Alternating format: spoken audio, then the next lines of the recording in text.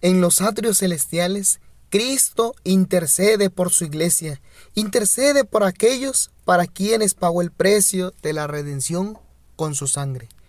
Bienvenido, esto es el estudio del repaso de la lección de la escuela sabática con tu amigo Jorge Vázquez. Hoy domingo 30 de enero del 2022 estamos dando inicio a la lección número 6. Nuestra lección general de esta semana se llama Jesús el sacerdote fiel. Qué gran promesa tenemos, una gran esperanza. Jesús el sacerdote fiel. Vamos a ir a nuestro versículo para memorizar de esta semana. Se encuentra en la epístola a los Hebreos, en el capítulo 7, versículo 26. Hebreos 7, 26 dice de la siguiente manera: porque tal sumo sacerdote nos convenía, santo, inocente, sin mancha, apartado de los pecados y hecho más sublime que los cielos. Gracias por suscribirte al canal de Lecciones Diarias. Te damos gracias porque te has unido a esta gran familia. Si no lo has hecho, te invitamos a que te suscribas al canal, dale clic en suscribirse y activa la campanita de notificaciones para que todos los días estés recibiendo esos estudios de esperanza para tu vida.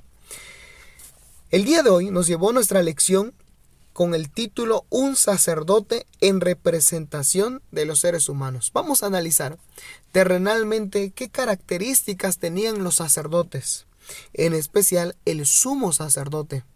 Vamos a encontrar poco a poco cuáles eran esas características que identificaban. Vamos a ir al libro de Hebreos en el capítulo 5.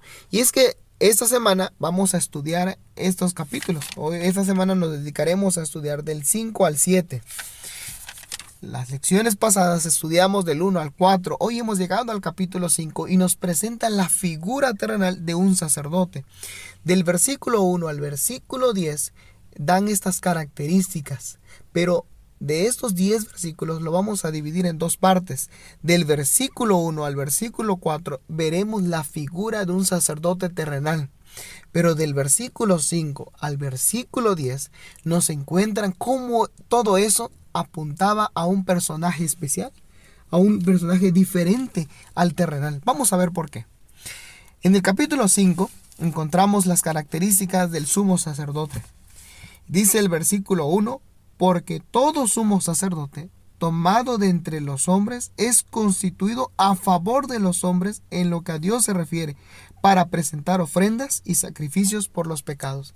El sacerdote terrenal era el intercesor entre el pueblo y Dios. El sumo sacerdote presentaba las ofrendas, los sacrificios por los pecados. El israelita había cometido algún pecado, traía su ofrenda, traía un corderito, y el sacerdote lo presentaba ante Dios en el santuario terrenal. Es lo que nos indica el versículo 1. El sumo sacerdote era un intercesor. Presentaba ofrendas, ofrecía los sacrificios. El versículo número 2. Mire otra característica especial. Para que se muestre paciente con los ignorantes y extraviados, puesto que él también está rodeado de debilidad. Él se identificaba con el pueblo, porque era un ser humano. El versículo 1 nos dice que era escogido de entre los hombres. Y por lo tanto tenía que tener paciencia, era paciente. Él no tenía por qué criticar, apuntar, no. Él tenía que escuchar al pueblo, apoyarlo, ser paciente, intervenir por ellos. Esta figura nos está apuntando a un personaje que tenía que tener estas características. El versículo 3, mire lo que dice: a causa de ella debía ofrecer por los pecados. Resulta que el sumo sacerdote era ser humano, por lo tanto, como era ser humano, también era débil. Por lo tanto, tenía que ofrecer sacrificios no solo por el pueblo, sino también por él. Todas estas características de que presentaba una ofrenda, presentaba un sacrificio, era paciente con el pueblo, era un intercesor, estaban apuntando a un personaje en especial. Mire a quién, dice el versículo 5 del capítulo 5 de Hebreos: así tampoco Cristo se glorificó a sí mismo haciéndose sumo sacerdote.